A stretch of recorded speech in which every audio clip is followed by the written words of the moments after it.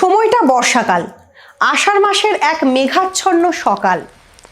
একটা প্রত্যন্ত গ্রাম, যে গ্রাম আমাদের আজকের গল্পের প্রেক্ষাপট, সেই গ্রামের কারুরই আজকাল দিনকাল খুব একটা ভালো যাচ্ছে না।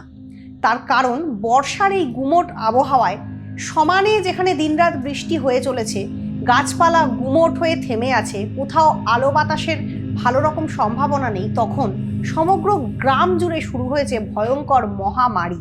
গ্রামের লোকেরা বিশ্বাস করছে এই মহামারী এমনি এমনি হয়নি। গ্রামের প্রত্যেকটা বাড়িতেই কোনো নারী পুরুষ বেশিরভাগই সুস্থ নেই, প্রত্যেকেরই হাগা বমি হচ্ছে। হ্যাঁ, ঠিক এই ভাষা, এই বর্ণনা করেছেন আমাদের গল্পের লেখক শঙ্কর রাও খারাট।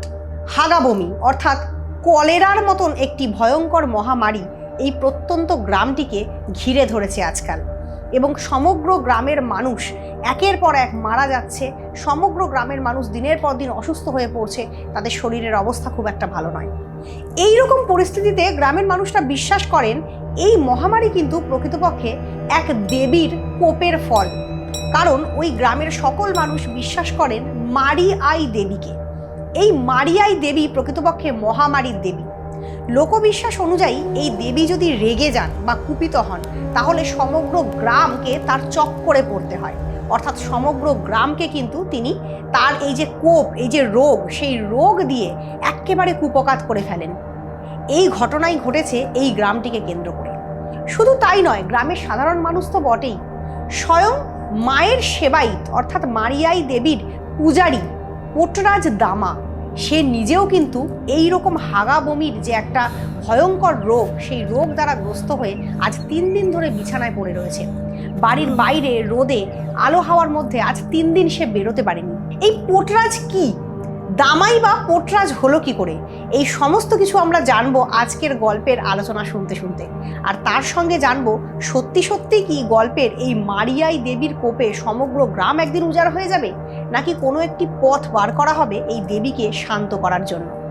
নমস্কার, আমি রিনি সেনগুপ্ত। বাণীপীঠ শিক্ষাঙ্গনের উপস্থাপনায় আজকের আমাদের আলোচ্য গল্প শঙ্কর রাও খারাটের লেখা পোটরাজ।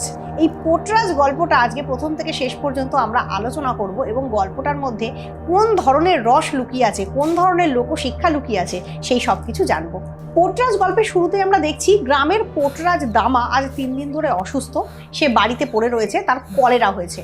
দামার বাড়িতে কারুর মুখে কথা নেই, সকলেই খুব দুঃখিত, সকলেই হাঁটুতে মাথা ঠেকিয়ে চুপ করে বসে রয়েছে। বিশেষ করে দামার স্ত্রী দুর্পদ, সে তো দিনরাত শুধু কেঁদেই যাচ্ছে, তার চোখের জল যেন আর শুকোচ্ছে না। আমরা দেখছি স্বামীর এই ভয়ঙ্কর অসুখ দুর্পদ মেনে নিতে পারছে না।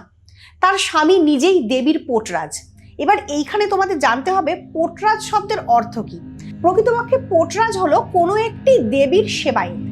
এখানে এই গল্পে দেবী মারি আইয়ের কথা বলা হয়েছে। মারি আই, এই গোটা শব্দটি কিন্তু দুটি শব্দের সমন্বয়ে তৈরি। একটি শব্দ হলো মারি অর্থাৎ মহামারী, এবং আরেকটি শব্দ হলো আই। আই শব্দের অর্থ কিন্তু মহারাষ্ট্রিয়ান ভাষায় বা মারাঠি ভাষায় মা, অর্থাৎ মহামারীর মা হলেন এই মারিয়াই দেবী। এই মারিয়াই দেবীর পোটরাজ বা সেবায়িত বা পূজারী হলো আমাদের এই দামা। দামা হলো তার নাম, আর পোটরাজ হলো তার পেশা। দুটো মিলিয়ে আমরা তাকে জানছি দামা পোটরাজ বলে। এই পোটরাজ প্রকৃতপক্ষে কি করে জানো? এই পোটরাজদের কাজ হলো নানান রকম রং বেরঙের কাপড় পরে, সাধারণত লাল এবং সবুজ রঙের কাপড় এরা পরে থাকে। কাপড়টি নিচে ধুতির মতন করে পরে, আর ওপরে একটি পাঞ্জাবির মতন আবরণ তারা পরে বা গায়ে উত্তরীয় নেয়, এবং অদ্ভুত রকম সেজে অর্থাৎ কপালে হলুদ, সিঁদুর ইত্যাদি লাগিয়ে তারা দেবী মারিয়াইয়ের পুজো করে। দেবী মারিয়াইকে পিঠে করে বা ঘাড়ে করে বহন করে গোটা গ্রামে ঘুরে ঘুরে তারা যাত্রা করে, এবং মা এইভাবে প্রসন্ন হন। পোটরাজকে আরও অনেক দায়িত্ব সামলাতে হয়। পোটরাজকে বছর বছর মায়ের পুজো দিতে হয়, মাকে দুধ দিয়ে দই দিয়ে স্নান করাতে হয়, মাকে সবুজ রঙের নতুন শাড়ি পরাতে হয়, সবুজ রঙের চুড়ি দিয়ে নতুন মালা পরাতে হয় মাকে। মা রূপোর দুটি চক্ষু খুলে ভক্তদের দিকে যখন দেখেন, তখন ভক্তদের জীবন থেকে রোগ শোক দুর্দশা সমস্ত কেটে যায়, এমনটাই গ্রামের মানুষ বিশ্বাস করে। পোটরাজ নিজে যেন প্রকৃতপক্ষে এই মারিয়াই দেবীর সঙ্গে গ্রামের মানুষদের সংযোগ সাধন করে। তার মাধ্যমে এই গ্রামের মানুষ দেবীকে পুজো আর্চা প্রদান করে, এবং এই পোটরাজ কখনো পাঁঠা, কখনো বা কুকড়ো অর্থাৎ মুরগি বা মোরগ বলি দিয়ে দেবীকে সন্তুষ্ট করে রাখে। এত সব করা সত্ত্বেও আজকে হঠাৎ করেই গ্রাম বাংলার প্রেক্ষাপটে আমরা দেখতে পাই মারিয়াই দেবীর অভিশাপ ছড়িয়ে পড়েছে গোটা গ্রাম জুড়ে। সেই কারণেই তো গোটা গ্রামে আজ ঘর ঘর সবাই অসুস্থ, সবাই কলেরায় আক্রান্ত, সবারই বমি হচ্ছে, সবারই পায়খানা হচ্ছে। এইরকম পরিস্থিতিতে গল্পটা শুরু। এবং গল্পের শুরুতে আমরা দেখি দেবীর সেবায়েত স্বয়ং পোটরাজ পর্যন্ত কিন্তু এই ভয়ঙ্কর রোগের হাত থেকে মুক্তি পায়নি। আলোচ্য গল্পে আমরা দেখতে পাই গ্রামের মানুষের মন কেমন কুসংস্কারাচ্ছন্ন হয়। ঠিক সেই কারণেই দামার স্ত্রী দুর্পদ যখনই দেখে তাদের বাড়ির সামনে নিম গাছে বসে একটি কাক সমানে কা কা করে ডাকছে, তখন দুর্পদ কাকটিকে বেজম্মা বলে গালাগালি দেয়। সে তার ছেলেদের বলে, তাড়াতাড়ি ওই বেজম্মা কাকটাকে মেরে তাড়া। তার কারণ দুর্পদ মনে করে ওই কাকের ডাক অলক্ষণ বহন করে আনবে। তার স্বামী পোটরাজ যে কিনা অসুস্থ, কাকটা নিশ্চয়ই তার প্রাণ হরণ করার জন্য তাকে ডাকতে আসছে। এছাড়া আমরা দেখি দামার বাড়ির সামনের দরজায় যখন একটি কুকুর ঘেউ ঘেউ করে অনেকক্ষণ ধরে ডাকতে থাকে, সেই কুকুরের ডাককেও কিন্তু দুর্পদ অমঙ্গল সূচক ধ্বনি বলে মনে করে এবং কুকুরটিকে দূর দূর করে তাড়ায় এবং গালাগালি করতে থাকে। তার মনে হয় ওই কাক, কুকুর এই সমস্ত প্রাণীরা প্রকৃতপক্ষে তার বাড়ির চারপাশে ঘুরে ঘুরে অমঙ্গলকে সূচিত করছে। তো এর পরবর্তী ঘটনাক্রমে আমরা দেখি দুর্পদ যখন নিজের স্বামীর আয়ু নিয়ে, তার জীবন নিয়ে খুবই চিন্তিত এবং বারবারই সে মারিয়াই দেবীর কাছে প্রার্থনা করছে এবং বলছে যে, হে মারিয়াই দেবী, বিয়ের পর থেকে কোনোদিন তো তোমার পুজোতে আমি কোনো ত্রুটি করিনি। বিয়ের পর থেকে আমি তোমাকে দই দুধে স্নান করিয়েছি, তোমার পুজোতে আমি ভেজা কাপড়ে গড়ান দিয়েছি অর্থাৎ দণ্ডি কেটেছে এবং নানানভাবে দেবীকে সন্তুষ্ট করার জন্য তাকে সবুজ কাপড় পরিয়েছে, তার কাছে বলি দিয়েছে। তাহলে আমার ঘরে তুমি কেন এত বড় রোগ দিলে? আমার স্বামী যে কিনা সারা জীবন তোমাকে সেবা করলো, তার জীবনে কেন এত বড় রোগ তুমি এনে দিলে? দয়া করে তুমি আমার স্বামীকে সুস্থ করে দাও। ঠিক সেই রকম প্রেক্ষাপটে একদিন আমরা দেখি দামার বাড়ির সামনে গ্রামের বয়স্ক ব্যক্তিরা এবং গ্রামের মোড়ল এসে হাজির হয়। তারা এসে দামাকে ডাকতে থাকে, কিন্তু দামার তো উঠে এসে কথা বলবার মতো শক্তি তখন ছিল না, সে এতটাই অসুস্থ। তাই দামার স্ত্রী দুর্পদ বেরিয়ে আসে এবং তার সঙ্গে তাদের এক প্রতিবেশী বঞ্চলাবাই, যে কিনা সবসময় দুর্পদের পাশে ছিল এই বিপদের দিনে, সে বেরিয়ে আসে। তারা বেরিয়ে এসে গ্রামের ওই মোড়ল এবং গ্রামের আরও বয়স্ক ব্যক্তিদের সঙ্গে কথা বলে যেটা জানতে পারে সেটা হলো এই যে, গ্রামের মানুষদের ইচ্ছা হলো যে এই মহামারীর হাত থেকে বাঁচার জন্য মারিয়াই দেবীকে কেন্দ্র করে আরেকটি যাত্রা করা হোক। মারিয়াই দেবীর যাত্রা অর্থাৎ মারিয়াই দেবীকে পিঠে করে অর্থাৎ ঘাড়ে করে নিয়ে গোটা গ্রাম ঘোরাতে হবে এবং প্রয়োজনে তাকে গ্রামের বাইরের সীমানায় রেখে আসতে হবে, যাতে করে তার নজর, তার কোপ গ্রামের আর কারুর বাড়িতে না পড়তে পারে। এবার এই প্রস্তাব দামার বাড়িতে আনার একমাত্র কারণ, দামারই একমাত্র অধিকার আছে মারিয়াই দেবীকে ঘাড়ে করে নিয়ে যাত্রা করার। গ্রামের অন্য কোনো ব্যক্তি কিন্তু এইরকম কাজ করতে পারবে না, কারণ তারা কেউই কিন্তু মারিয়াই দেবীর পোটরাজ নয়। একমাত্র দামাই মারিয়াই দেবীর পোটরাজ। এবং দামার জন্মের পেছনেও একটা রহস্য নিহিত আছে। দামা যখন জন্মগ্রহণ করেনি, তার বাবা মা এই মারিয়াই দেবীর কাছে প্রার্থনা করে, মানত করে তবেই কিন্তু দামাকে পেয়েছিলেন। সেই কারণেই দামা দেবীর পোটরাজ হতে পেরেছে। এবং এই পোটরাজ পেশাটা কিন্তু বংশ পরম্পরা ধরে চলে। দামার পর তার কোনো ছেলেকেই পোটরাজ হতে হবে, তবেই কিন্তু এই পেশাটা তার পরিপূর্ণতা লাভ করবে।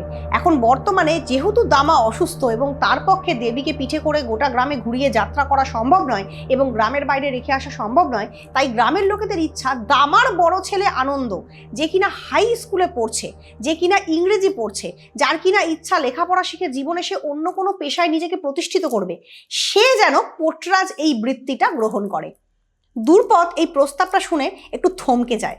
লক্ষ্য করে দেখবে, আগেকার দিনে জাতপাত ভিত্তিক পেশা সুনিশ্চিত হলেও বা বংশ পরম্পরায় পেশা গ্রহণের একটা নিয়ম থাকলেও, পরবর্তীকালে কিন্তু আমরা দেখেছি প্রত্যেকটি মানুষ তার নিজের ইচ্ছা অনুযায়ী, তার নিজের ভালোবাসা অনুযায়ী, তার নিজের প্রবণতা অনুযায়ী পেশা গ্রহণ করতে পারে।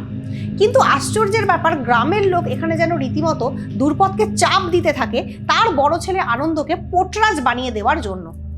এই প্রস্তাবে দুর্পদ কিন্তু প্রথমে রাজি হতে চায় না।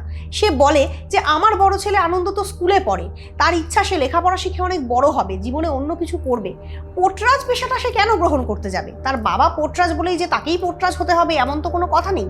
কিন্তু গ্রামের লোকেরা যেন মানতে চায় না। শেষ পর্যন্ত আমরা দেখি গ্রামের লোকেরা রীতিমতো উত্তপ্ত হয়ে ওঠে, বেশ রাগত হয়ে তারা দুর্পদের সঙ্গে খারাপ ব্যবহার করে, তর্ক বিতর্ক করে এবং বলে, গোটা গ্রাম যেখানে মহামারীতে আচ্ছন্ন, সেখানে তুমি তোমার নিজের বাড়ির কথা ভাবছো?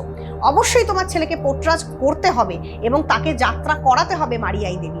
এদিকে এই প্রস্তাব ঘরের ভেতর থেকে যখন আনন্দ শোনে, একটা হাই স্কুলে পড়া ছেলে, একটা সদ্য যৌবনের দিকে এগিয়ে যাওয়া ছেলে, সে কিন্তু খুব রেগে যায়। সে দু হাতের মুঠি শক্ত করে রাগে যেন রীতিমতো কাঁপতে থাকে। তার বাবা যে পেশা সারা জীবন গ্রহণ করেছে সেই একই পেশা সে আর গ্রহণ করতে চায় না, তাই সে রেগে যায়। সে লেখাপড়া শিখে নিজেকে একটা অন্যরকম আলোর দিকে নিয়ে যেতে চায়, কুসংস্কারাচ্ছন্ন অন্ধকারের দিকে সে আর ফিরে আসতে চায় না। এরপরই আমরা দেখি দ্রুপদ ঘরে গিয়ে মাথায় হাত দিয়ে তার স্বামীর পাশে বসে পড়ে।